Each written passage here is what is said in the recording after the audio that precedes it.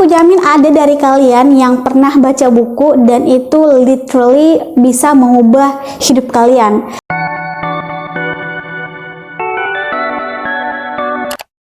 Hello Book Besties, welcome back to my channel. Apa kabar? Aku harap kalian dalam keadaan happy and healthy.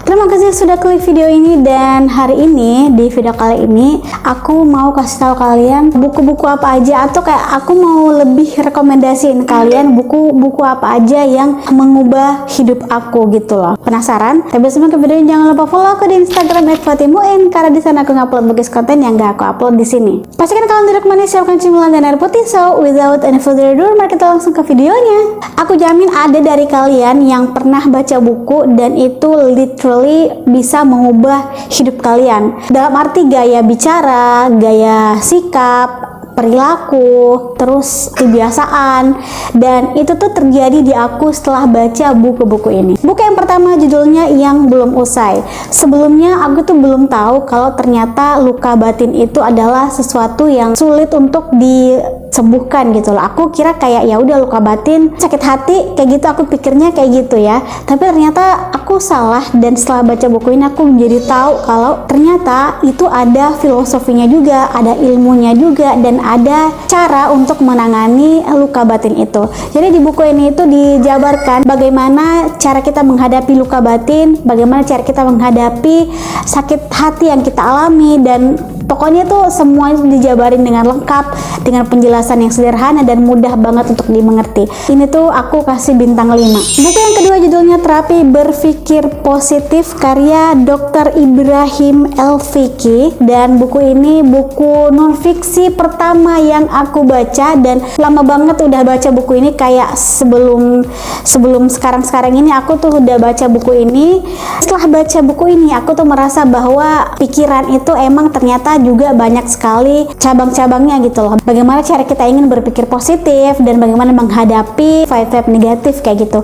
Dalam buku ini juga diajarkan bagaimana mindful kita, bagaimana kekuatan pikiran itu bisa terjadi, dan kayak ini tuh bisa membuat kita itu jadi tahu dan paham kalau ternyata kekuatan pikiran itu adalah the stronger power. Setelah baca buku ini aku berpikir bahwa kita menciptakan pikiran yang positif itu bakalan nanti kedepannya akan kita jalani dengan positif juga. Pokoknya buku ini tuh bagus banget buat kalian baca. Buku yang ketiga adalah Seni Tinggal di Bumi karya Farah Konita.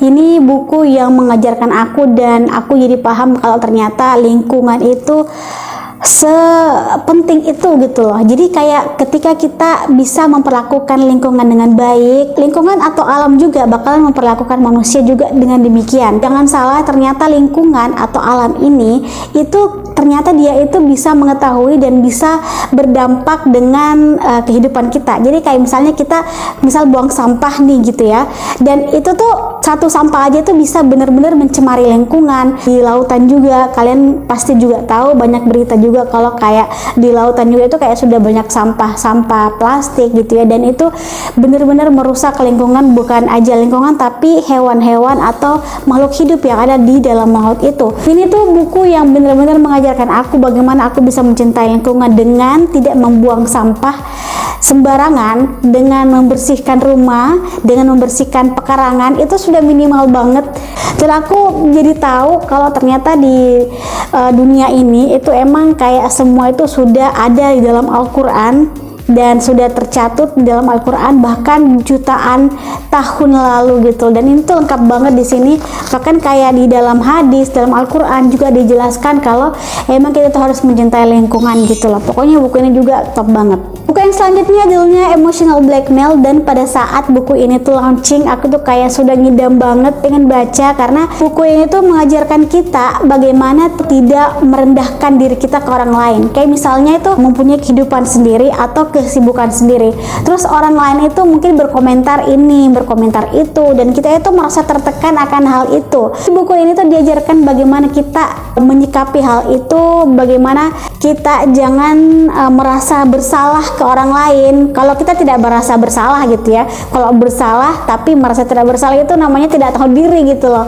Tapi kalau dimana kita sudah melakukan yang terbaik, sudah sesuai dengan apa yang mereka inginkan, tapi kita merasa bahwa kita tuh tidak cukup buat buat mereka, kita tidak cukup baik buat mereka. Nah itu tuh sebenarnya harus dihindari gitu loh, karena di buku ini tuh ternyata aku tahu bahwa aku pernah mengalami hal itu tanpa aku sadari. Ngerti gak? Kayak bener-bener buku ini tuh mengubah pola pikir aku, mengubah gaya sikap aku ke orang lain, yang kalau orang berpikir kayak gini ya udah terserah, tapi aku tidak seperti itu gitu loh. Nyatanya aku tidak seperti itu. Di dalam buku ini tuh sudah dijelaskan lebih detail lagi, dan kalau misalkan kalian sudah baca, kalian bisa komen di bawah bagaimana pendapat kalian. Buku selanjutnya yaitu Filosofi Teras karya Hendrik Manampiring. Di antara semua buku ini adalah top 3 yang ada di list buku yang mengubah hidup aku, karena buku ini tentang filosofi zaman dulu di mana mereka menganut sistem stoikisme. Stoik ini adalah orang yang tidak peduli dengan kondisi orang lain. Bukan di artinya dia tuh cuek atau tidak peka, bukan, itu beda banget. Stoik itu apa ya, kalau mau aku jabarkan itu kayak agak susah gitu loh.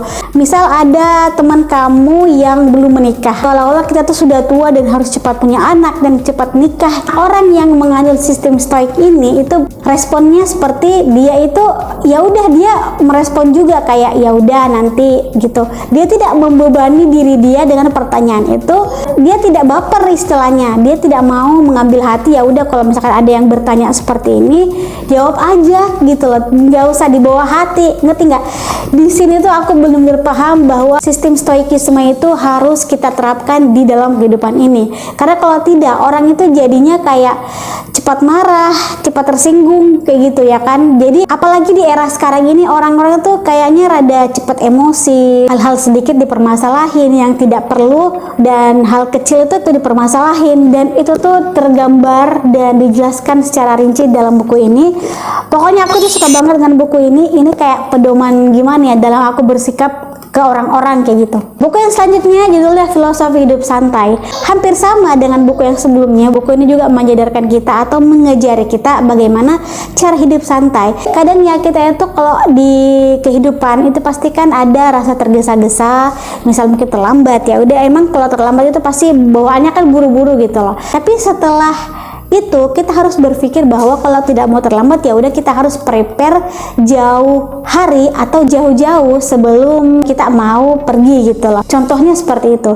Jadi buku ini tuh mengajarkan kita bahwa dalam kehidupan ini jangan terburu-buru, nikmati aja. Kalau misalkan memang kita ada suatu kepentingan dan itu terlambat, kita harus mempersiapkan jauh-jauh hari gitu supaya tidak kelabakan, supaya tidak terlambat.